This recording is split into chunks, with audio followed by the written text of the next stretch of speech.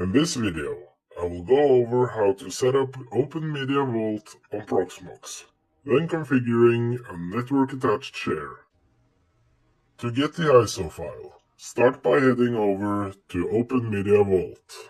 Here you can click Download, followed by Stable, then you will be taken to sourceforge.net. Here the download should start. When the file has finished downloading, head back to Proxmox. Navigate to Local, then ISO Images, and click Upload. In the Upload window, click Select File to open a file explorer. Navigate to where the OpenMediaVault ISO file is downloaded. Then select it and click Open. And then click Upload. When that is done, you can create the virtual machine. Click Create VM. In the General tab, give the virtual machine a name. You can also select it to start at boot if you wish. In OS, select the OpenMediaVault ISO file for ISO image. Then skip past System over to Disks. The only thing I will add right now is the disk where OpenMediaVault will be installed. But you can add more disks in this step if you wish to. You can edit CPU and memory if you wish. Default also works. Move over to Confirm and click Finish. To give OpenMediaVault more storage, you can navigate to your virtual machine, click Hardware, Add, then Hard Disk in the drop-down menu. Select where you wish to store the hard disk, and then how many gigabytes you wish to allocate to it. Then click Add. If, on the other hand, you wish to use a USB hard drive, click Add, then USB device. In the pop-up menu, switch over to Use USB Vendor/Device ID, and in the drop-down menu, select which USB device you wish to attach, then click Add. You can now start the installation. Open the console window and start the virtual machine. In the first window, you can either wait for the timer to expire or click Enter on Install. Navigate to the language you wish to use, then press Enter to select it. Next, you can configure your localization settings. The most important part here to get correct is your key map settings.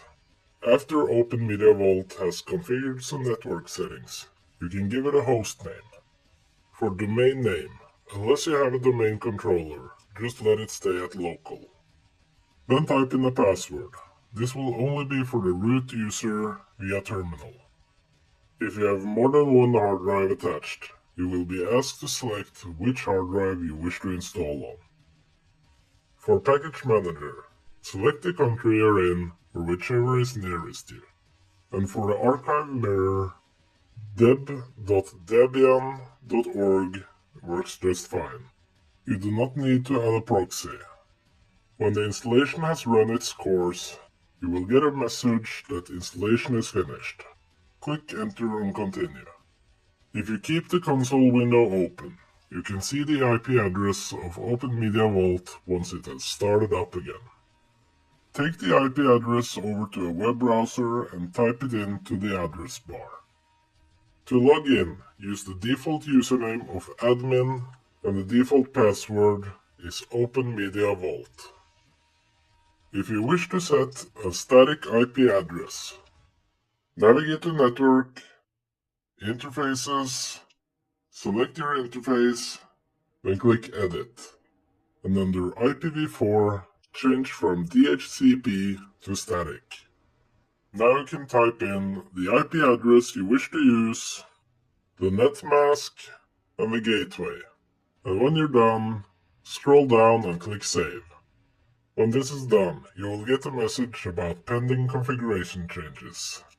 You can hit Apply, check Confirm, and click Yes. When this is done, you will be disconnected from OpenMediaVault. To connect to OpenMediaVault again, take the new IP address and type it into the address bar, and you will get the login window again. Now to create the network-attached share. Navigate to Storage, then click Disks. To make sure a disk is ready to use, select it then click Wipe Disk.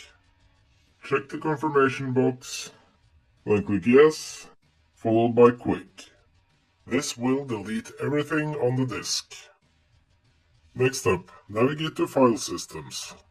Click the blue plus, then Create.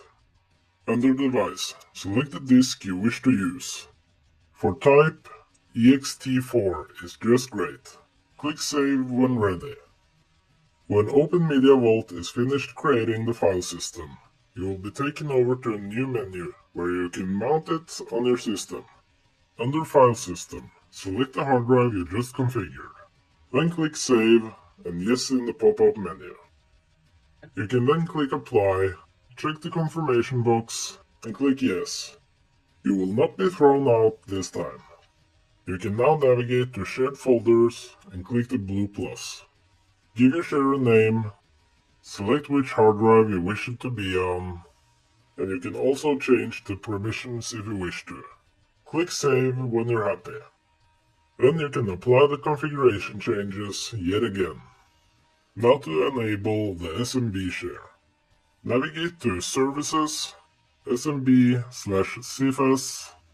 then Settings. Here click Enable, then scroll down to Save. Now navigate to Shares, hit the blue plus, check Enable, select which folder you wish to share, then scroll down and click Save. And apply configuration again. And then one last thing, create a user. Navigate to Users, click Users again, then the blue plus, and create. Give it a username and password. You can also add it to a bunch of permission groups if you wish to. Click Save when you're happy. Then apply configuration one final time. You should now be able to access your share. The username and password is the one you just created. I hope this was of some use. Thanks for watching.